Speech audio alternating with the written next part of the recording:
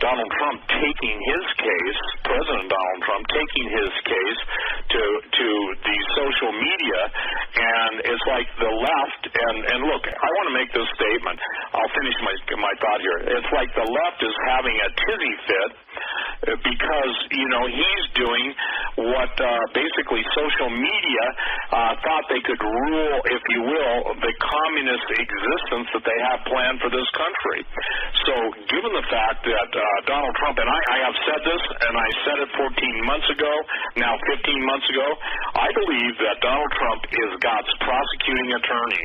He's showing the people of this country the great evil, and I think quite candidly that WikiLeaks, whether, the intelligence community hates them or not, God has used the WikiLeaks scandal and scandal-producing scoundrels to show just how corrupt this country is. Because, when Trump made the statement in his statement about Vladimir Putin, and O'Reilly was jumping on his throat, and Trump spoke the truth about, well, hey, we don't have clean hands.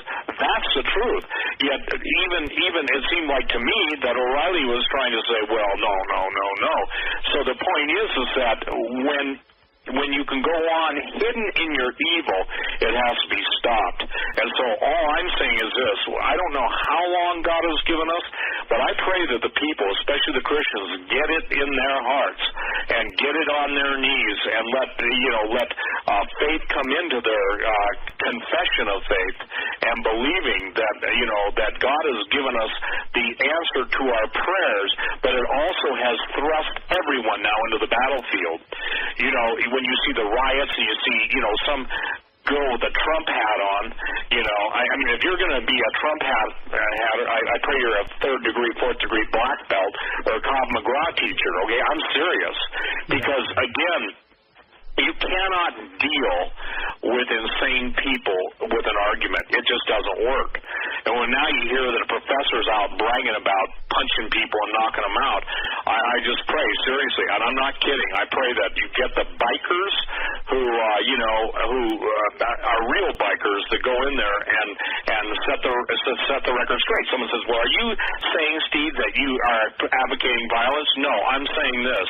Until something greater than the violence comes against those violent ones, they're not going to stand down. And didn't it amaze you that the Berkeley cops just stood there? They were ordered to stand down. And look, Dave, here's the thing. All of the leaders of this country who are in the occult, and I would guess you can pretty much name them as governors, as senators, as congressmen, we know that the whole world lies in the evil one. We know that the globalists are upset. We know that they will do anything they can. And this is exactly the same situation that produced Hitler. And I'm not talking about President Donald Trump. I'm talking about George Soros. He who declares himself to be God. And if Christians want to know how to stop this in the power of prayer, pray imprecatory prayer against that guy. That God literally exposes him and takes him out of his position of influence. How God does it is God's business. But again, I'm hoping, Dave, that people will rise up and recognize that this time is a time to really take our authority as believers in Jesus Christ and also stand against the evil.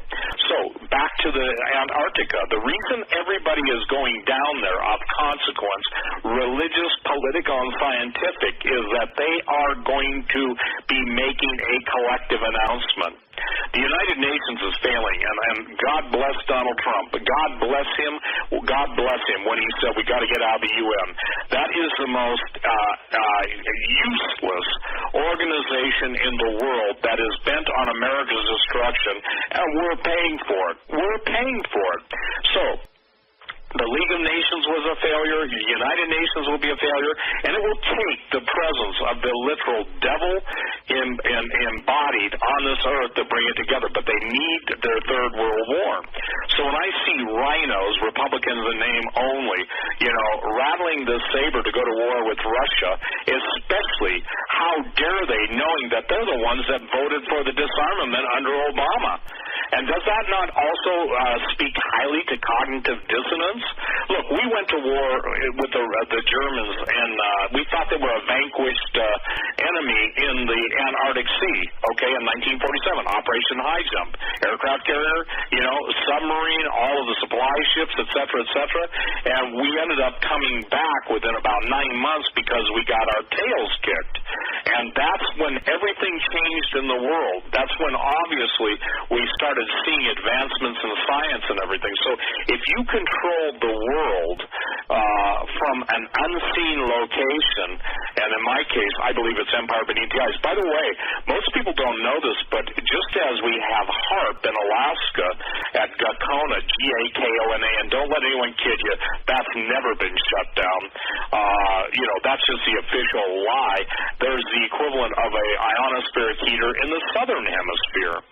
And what's astonishing to me, and that would be the Antarctica, is again, when you see the amount of stories breaking, not only of ancient artifacts, ancient power sources, I'm not talking about old bones of giants or pyramids. I'm talking about an advanced civilization.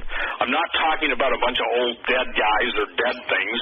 I'm talking about real, if you will, historically significant powers and rulers and principalities that when they make themselves known, they're going to dazzle the world with lying signs and wonders, and the world's going to go after them. So that's what we're up against. Now, let me share something with everybody, especially you guys in the mill industrial complex and all of you in the intelligence community and all of you in the religious community worldwide. There is a God who is holy, who sits in heaven, who spoke the worlds into existence. No one can know what the king thinks on his bed in the night, as the dreams that either trouble and form pass through his consciousness or subconsciousness. But what you're hearing tonight, all of you listening in, are the absolute truths that will fill out, not only will fill the pages of history in the future, but play out before your very eyes. The striking thing to me, Tom, is that even though people that are, and I'm told by the Special Forces community that you have to be acclimated into this world, because once you start seeing this stuff, it totally, it does stuff to your mind, okay? God, in his infinite love, in his mercy, Jesus, in his amazing blood, has kept this stuff from our dimension for our safety. But because men are playing God, because men, and by the way, it was the standing seraphim that Chris talked about that was the one that bewitched Eve, okay, or beguiled her is a better word. And so the fact is that now you've got an entire world or cosmological theater playing out before the eyes and ears of everyone, with even people who are participants maybe totally knowing, but even those who think that they've plumbed the depths of hell, they're not ready for what's going to be coming. The last thing I'll say, 1 minute's worth, is this. In order to understand all of history, how it's going to play out, the book of Genesis, in the beginning, lays it all out. Whether it's Genesis 3:15, the war between the powers of darkness and God's redeemed, or the redeemed of the Lord.